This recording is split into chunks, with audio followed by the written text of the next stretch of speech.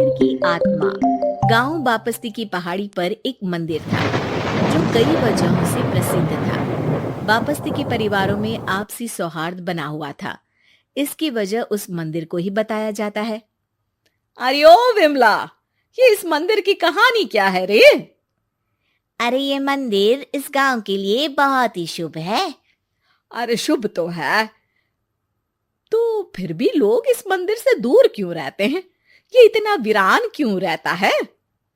अरे बड़े बुजुर्ग कहते हैं कि मंदिर में आत्माओं का राज है जो लोगों की मदद करते हैं, लेकिन मंदिर से सभी को दूर भी रखते हैं। अरे ये कैसी आत्मा है जो लोगों की मदद भी करते हैं और लोगों को मंदिर से दूर भी रखते हैं? अरे यही चलता आया है यहाँ पर, इसीलिए कोई कुछ बोलता नहीं। क्योंकि जिसके घर में कोई भी परेशानी होती है तो बताते हैं कि इस मंदिर से उन्हें मदद मिलती है। अरे वाह, ये तो अच्छी बात है। तभी इस गांव में इतनी खुशहाली दिखती है। तभी बाहर किसी की चीखने चिल्लाने की आवाज आती है। दोनों बाहर निकलती हैं तो देखती हैं कि गांव के एक बुजुर्ग रो रहे हैं क्योंकि शहर से उन्हें कोई बुरी खबर मिली है। अरे क्या हुआ चच्चा, रो क्यों रहे हो आप? हाँ चाचा, बताओ ना, हुआ क्या? अरे क्या बताऊं बेटे, मेरा बेटा शहर गया हुआ था कमाने, लेकिन आज खबर मिली है कि उसका एक्सीडेंट हो गया। वो अस्पताल में भर्ती है। अरे तो इसमें परेशान होने की क्या बात है चाचा, जाओ शहर और बेटे का इलाज करवाओ। हाँ चाचा, विमला सही कह रही है। आप शहर जाओ और इलाज करवाओ। अरे कैसे इलाज करवाऊं, अभी पैसे नहीं है और शहर के अस्पतालों में इलाज का खर्चा लाखों में आता है। अरे चाचा, भगवान पर भरोसा रखो, कहीं ना कहीं से मदद जरूर मिल जाएगी। बस आज का दिन कैसे भी काट लो। अरे अब तो बेटा थोड़ा समय काटना भी मुश्किल होता जा रहा है। देख कमला, तू ही समझा चाचा को। अरे पैसों का कहीं ना कहीं से इंतजाम तो जरूर हो जाएगा। अरे चच्चा, जब विमला कह रही है तो थोड़ा उस पर भी भरोसा रखो। चलो आपको घर छोड़कर आ जाती हूँ। उसके बाद कमला उन बुजुर्ग को लेकर चली जाती है और विमला मंदिर की ओर चली जाती है।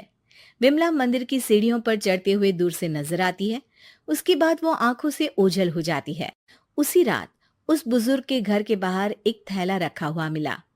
बुजुर्ग उस थैले को देखते ही चौंक पड़ा क्योंकि उसमें 5 लाख रुपए रखे हुए थे। वो बुजुर्ग सुबह दौड़ा दौड़ा गांव के दूसरे बुजुर्गों के पास गया। अरे मंगल भाई सुनो, मेरे घर के बाहर ये पैसों से भरा बैग रखा हुआ मिला है।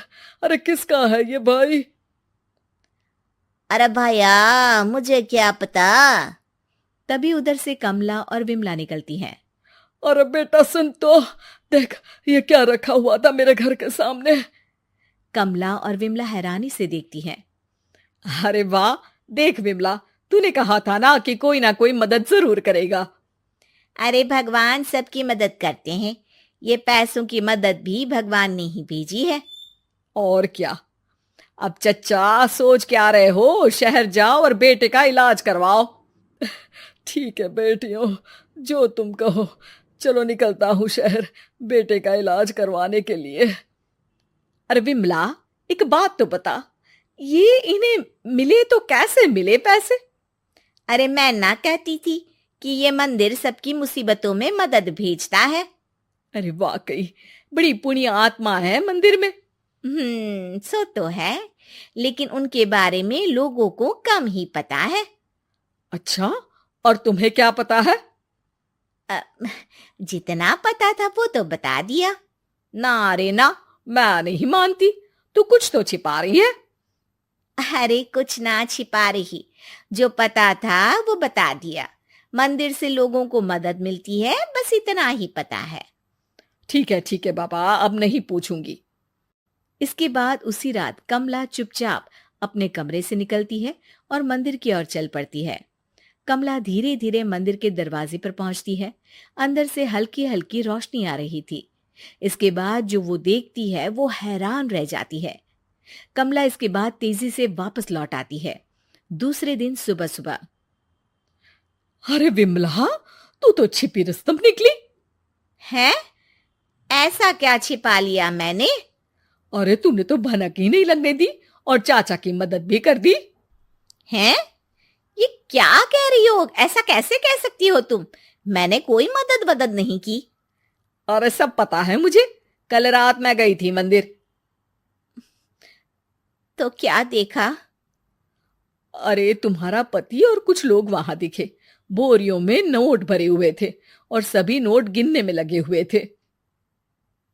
तो तुम्हें क्या लगा वो क्या कर रहे थे?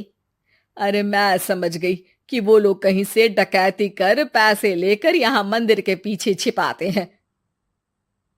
अब जब तुम जान ही गई हो तो बता देती हूँ, लेकिन ये बात किसी को पता नहीं लगनी चाहिए। मेरे पति डकैती नहीं डालते हैं, बस उन लोगों से पैसे छीनते हैं जिन्होंने गलत तरीके से पैसे बनाए हैं। और फिर लोगों की मदद करते हैं। यही है वो पुण्य आत्माएं जो लोगों को मदद पहुंचाती है। अब समझी? हाँ, अब समझी उन पुण्य आत्माओं का चक्कर।